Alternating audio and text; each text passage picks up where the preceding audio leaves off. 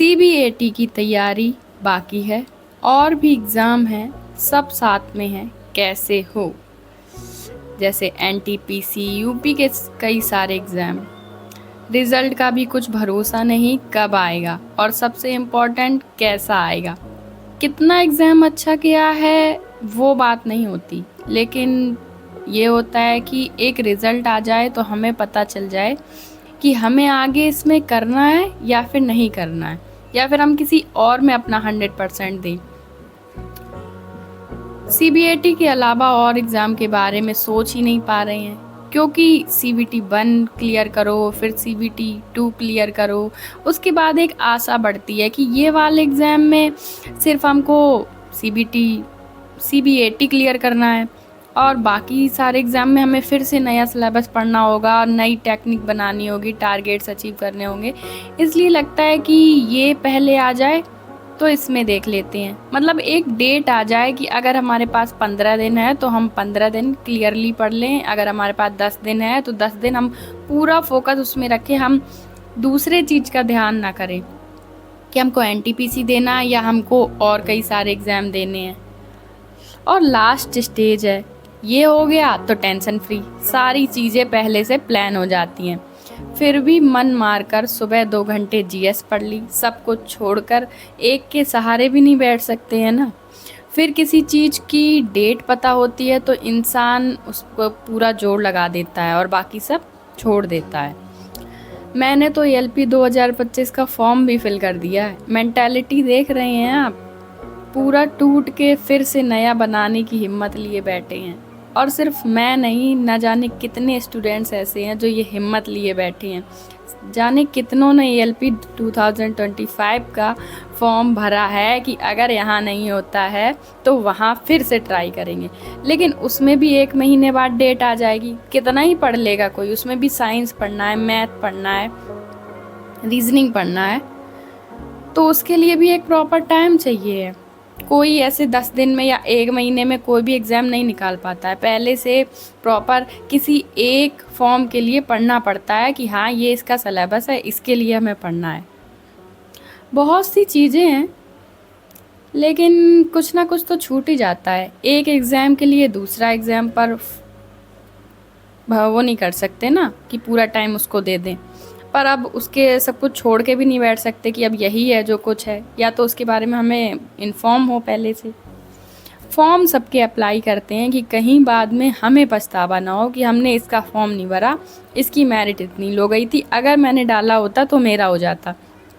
ऐसा पता नहीं कितनी बार लगता है कि जब देखते हैं अरे यार मैंने ये फॉर्म नहीं भरा था, इसकी तो 30 मेरिट गई है, इसकी तो 20 नंबर ही मेरिट गई है, मेरा इसमें हो जाता।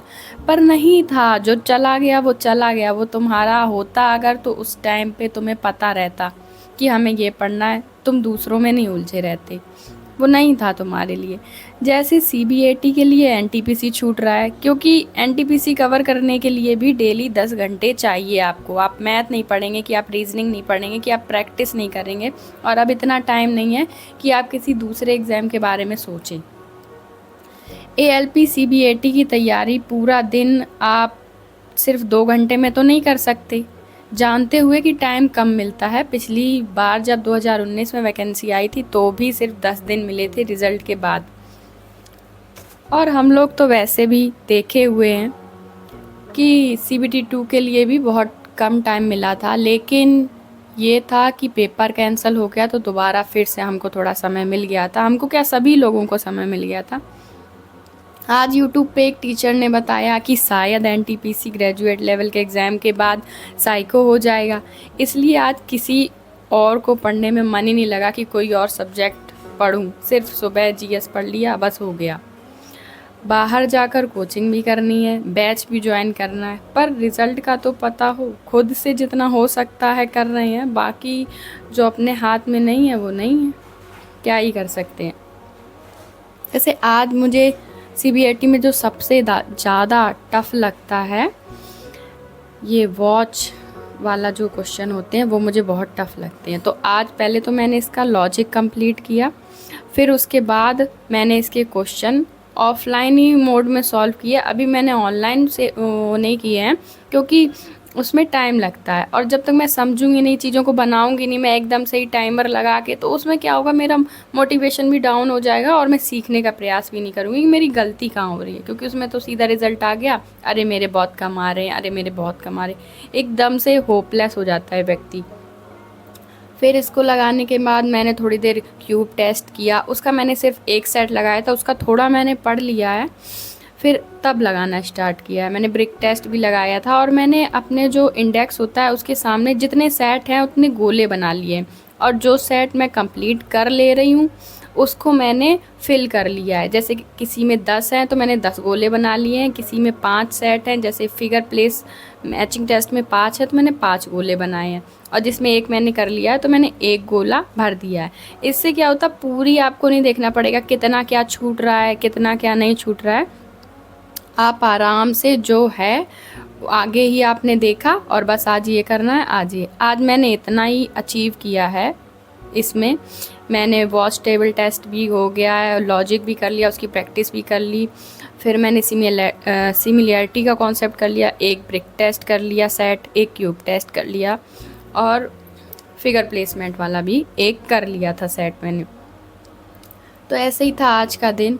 अब आज का दिन भी ख़त्म होता नज़र आ रहा है, और आज भी कुछ रिज़ल्ट की अपडेट नहीं आई है कि हम पूरा अपना फोकस इस पे दे सकें। लेकिन फिर भी ये लग रहा है कहीं आज का दिन वेस्ट तो नहीं कर दिया, शायद किसी और एग्ज़ाम की अच्छी तैयारी हो जाती, पता नहीं। Please like and subscribe the channel.